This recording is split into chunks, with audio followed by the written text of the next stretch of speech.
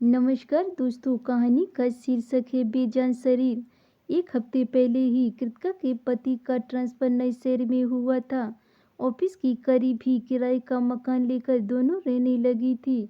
एक शाम को बाजार से वापस लौटने पर मकान के गेट पर बैठे मकान की बूढ़ी चौकीदार सोहन ने कृतिका से कहा कि मैडम, आज शाम को मेरे लिए भी 2 रोटियां बना दीजिएगा। सुनकर कृतिका ने मुस्कुराती हुई कहा कि ठीक है, बना दूंगी। उसी मकान में रहने वाले पड़ोसी किराएदारों से मालूम हुआ कि सोहन पास के ही एक गांव का रहने वाला है, लेकिन कई साल पहले ही अविवाहित सोहन को मृतक दिखाकर उसके भाइयों ने उसकी जमीन जायदाद हड़प लिया था और सीधा सच्चा बेबस सोहन गरीबी के कारण अपने हक के लिए लड़ाई भी नहीं लड़ सका था। इसलिए मजबूरी में शहर के एक बड़े बिजनेसमैन की इस मकान की चौकीदार के साथ फुल टाइम नौकरी की हैसियत से काम करके जीवन यापन कर रहा था। सोहन की मजबूरी का फायदा उठाकर उसका मालिक भी 20 रुपये रोजाना और एक टाइम का खाना ही उसे देता था।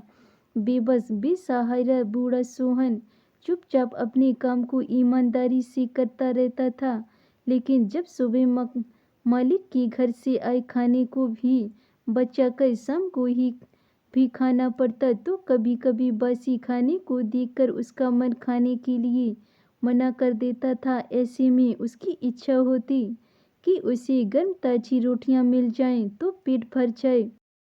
सोहन कभी तो संकोच कर जाता, मगर जब दिल नहीं मानता तो मकान में रहने वाली किराएदारों से ही ताजा खाना मांगकर खा लिया करता।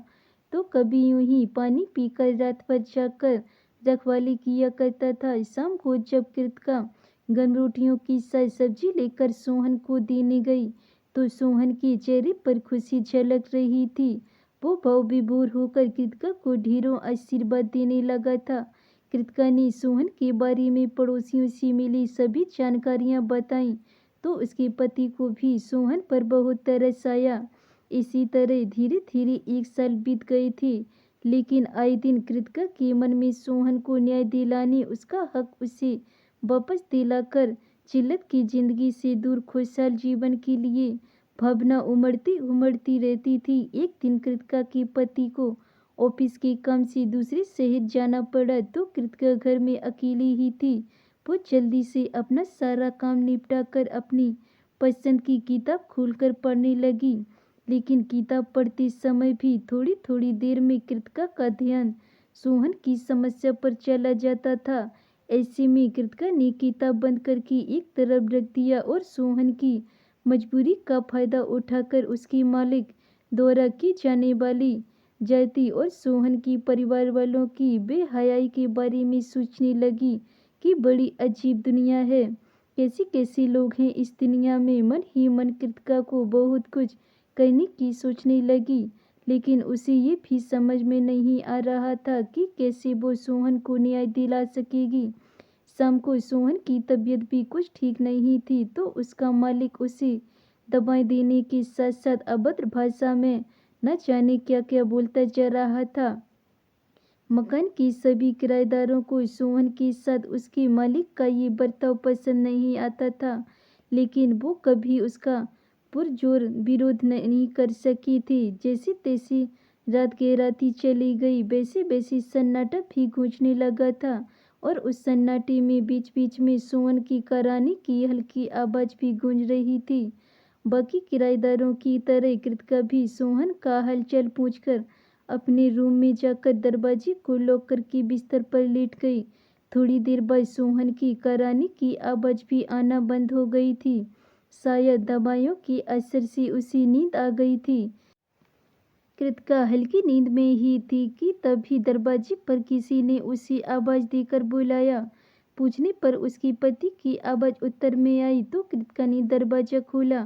कृतिका के पति के हाथ में एक मोटी फाइल थी, जिसे कृतिका को दिखाते हुए उसके पति ने कहा कि देखो, ये फाइल मैंने सोहन के बारे में पूरी छानबीन करके उसे उसका हक दिलाने का फैसला कर लिया है। पति के हाथों से फाइल लेकर कृतिका ने चौंक कर खुशी से कहा कि हाँ, सही, आपने बहुत अच्छा किया है। हमें सोहन को न्याय दिलाना ही होगा। आखिरकार किसी जीवित इंसान को इस तरह कोई मृतक कैसे घोषित कर सकता है? ऊपर से उसका मालिक भी उसकी मजबूरी का फायदा ले रहा है। कृतिका यूं ही बिस्तर पर लेटी हुई नींद में बड़बड़ा रही थी और सुबह की सूरज की धूप खिड़की से भीतर आकर कमरे की दीवारों पर फैलती जा रही थी। इतने में मोबाइल बजने लगा था। कृतिका हड़बड़ा में नींद से जागकर इधर उधर देखने लगी तो कमरे में उसके सिवा कोई और नहीं था। साथ ही मोबाइल पर बजने वाली टूनिंग भी खामोश हो गई थी।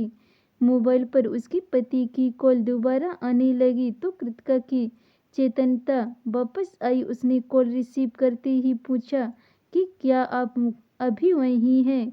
क्या रात में घर वापस नहीं आए थे? आप कोई फाइल मुझे दे रहे थे ना? वो फाइल कहाँ है? कृतिका के पति ने इतनी सारी सवाल एक सांस में पूछने का कारण जानना चाहा तो कृतिका चुप रही। उसे रात के देखे सपने और हकीकत में फर्क समझ में आ गया तो वो बोली कि कुछ नहीं, शायद मैंने सपना देखा था।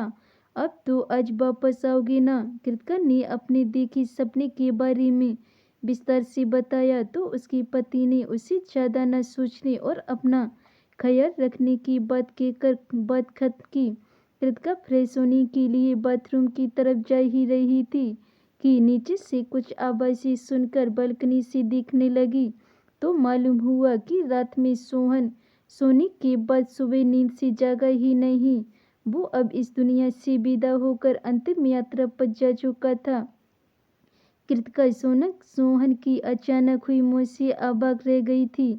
कभी वो अपनी रात के सपने के बारे में सोचती तो कभी सामने जमीन पर पड़े सोहन के बेजान शरीर को देखती। वो जीवित रहकर भी मृतक घोषित सोहन के वास्तव में मृत होने पर विचारों के सागर में डूबी जा रही थी कि सोहन की इस बेजान शरीर ने सोहन के मृतक होने की वर्षों से लिपटी पहचान को अजीवित कर दिया था। धन्यवाद दोस्तों। अगर ये मेरी कहानी आपको पसंद आई हो तो वीडियो को लाइक कमेंट शेयर जरूर करें और चैनल पे नए हैं तो चैनल को सब्सक्राइब जरूर कर लें।